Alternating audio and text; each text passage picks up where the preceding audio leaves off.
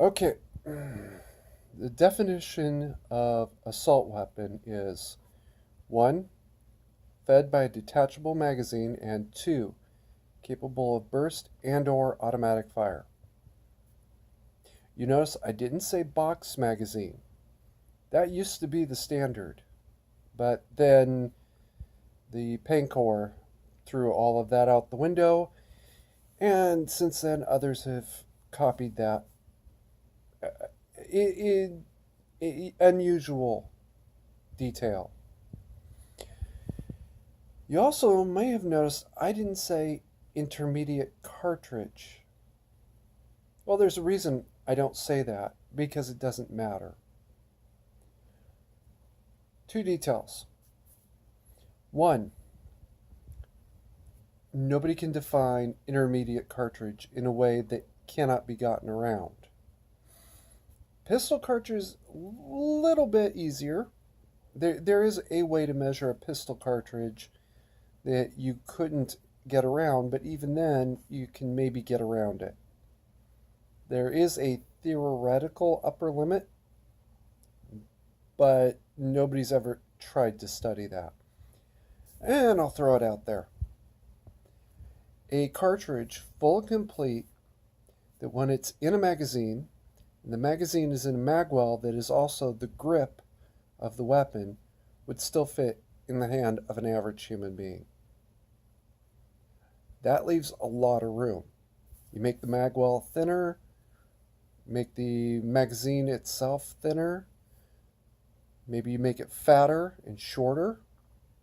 There's a lot of ways to play with those numbers. That's a theoretical limit, and nobody's ever tried to figure out what that limit is. It's never been done.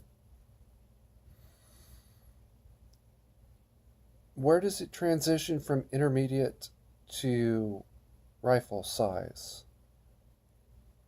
It can't be measured. I've heard the theoretical limit being 7.62 50 or so. Okay.